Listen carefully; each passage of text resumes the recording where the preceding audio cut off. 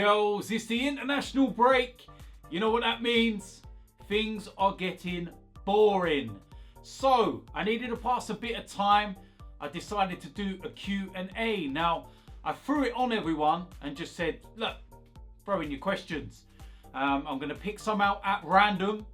And I've been inundated with literally hundreds of questions. Now, don't take offense if I have not got round to answering one of yours. I haven't specifically picked questions that are to do with Arsenal. I've tried going outside the box a little bit. So, yeah, we're going to get into the questions and let me know what you think. First question is from a Faison8. And he says, who is your PFA player of the year and why? Quite simple, that one. And that's Salah from Liverpool. Unbelievable season. I actually think that Kevin De Bruyne will probably win it based on the fact that Man City are going to win the league. I don't agree with that.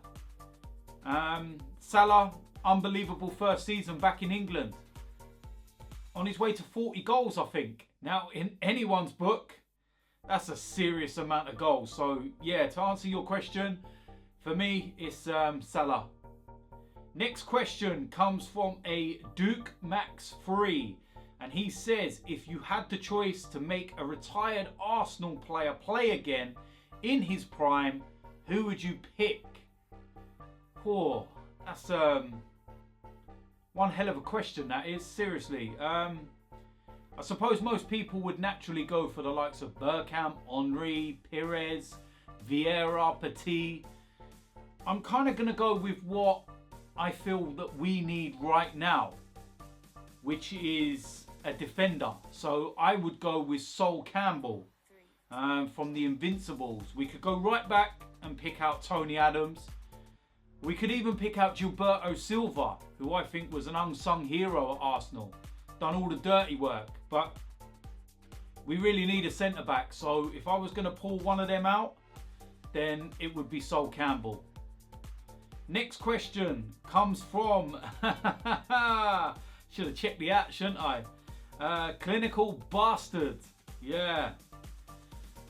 That's an unusual name, but anyway. Which Man City player would you have at Arsenal? Again, this is one of them questions where I suppose people would naturally start saying the likes of Sergio Aguero, De Bruyne, David Silva. But I would actually go with Fernandinho. Unsung hero, does all the dirty work, why all the flair players get to go off and do what they do. So, yeah, if I was going to take a Man City player, it would probably be him, Fernandinho.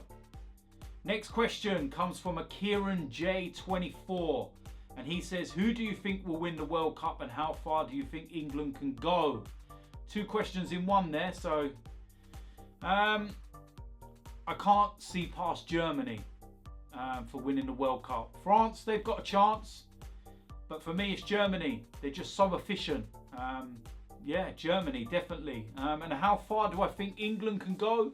Not very far at all. We'll probably make it out of the group stages. But apart from that, we'll come up against the first half decent side in the knockout rounds. And we will fail miserably again. Next question comes from Portuguese Goat. And he says, what made you want to get tattoos? And what age did you begin to get them? Because he's genuinely interested in this. Do you know what? I can't actually remember how old I was when I got my first one. I know I was in my 20s. Early 20s. And my first one was actually my Arsenal tattoo. It was the cannon on my forearm. And then, obviously, when my son was born, his name. And it's just gone from there. It's kind of an addiction, really. I've got both sleeves. My throat, as you can see. Full chest piece. My whole entire back is done. And I've also got a tattoo on my leg. Which I'm sure a lot of you know about. It's an Arsene Wenger tattoo. And that one was because I made a bet a year or so ago. Maybe a bit longer, actually. Wasn't so much a bet. It You know, I turned around and said that if Jamie Vardy came off the bench against Germany and scored, I would actually get a Wenger tattoo. And within about 30 seconds or something of him coming on as a sub, he scored. Before I could even delete the tweet and get away with it, the likes of Ian Wright was retweeting it. So, man of my word, I went out there and I got myself a Wenger tattoo. Yeah. Next question comes from Reese Lucas 96. And he said, can you honestly see Santi Cazorla playing for us again?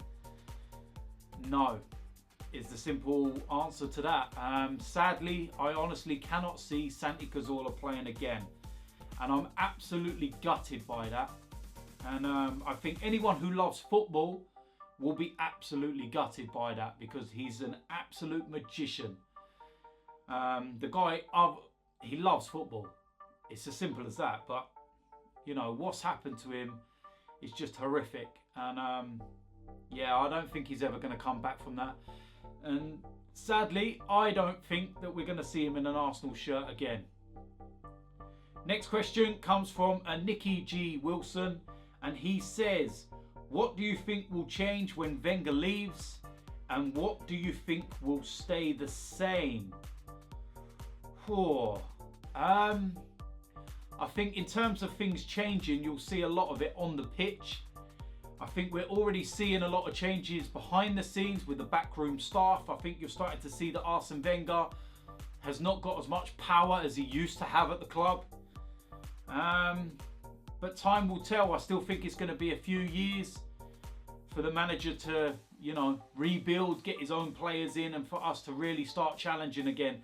That's the hope anyway. So, interesting times ahead, that's for sure. But we'll wait and see whether it's at the end of this season we get a new man or whether it's going to be next year.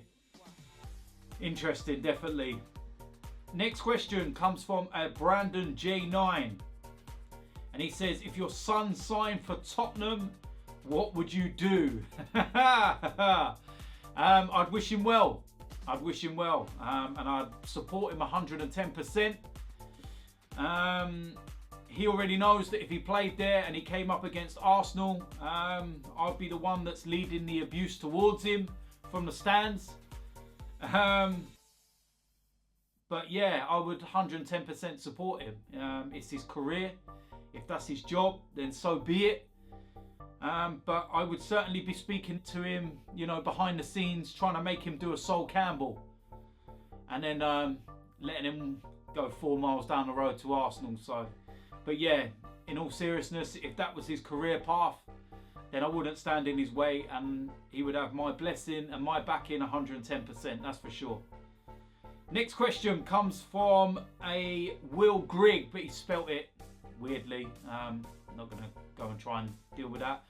And he says, most promising young player currently, and I'm presuming that's at Arsenal. I would say it's Reiss Nelson and Eddie Nketiah. Reiss Nelson really burst on the scene in pre-season. Played a few games, especially in the Europa and the Carabao Cup, but been played out of position, so we haven't really got to see, you know, his full potential. Eddie Nketiah, he's a goal machine. Well, he certainly looks it at under 23 level anyway. So it'd be very interesting to see how he makes the grade. Of course, you've got Maitland-Niles as well. But I think he's a little bit further progressed than those two. So I wouldn't really class him in that category. But yeah, the likes of Reiss Nelson, the likes of Eddie Nketiah, and even the likes of Joe Willock as well. Some very promising young talent we got on board anyway. And yeah, that was it. That was the last question. Like I said, if I didn't get a chance to go through yours, then I do apologise. I'm going to be doing another one of these Q&As in the next few days. So I'm going to go through the questions again. If yours wasn't answered this time, it might be answered next time. If you're new around here, you know what to do. Make sure you subscribe. Keep an eye out next week for the previews, because we're playing again. We're up against Stoke City at the Emirates. Matchday vlogs as usual, and make sure you leave your comments below. That's me for the Q&A. I'm out of here.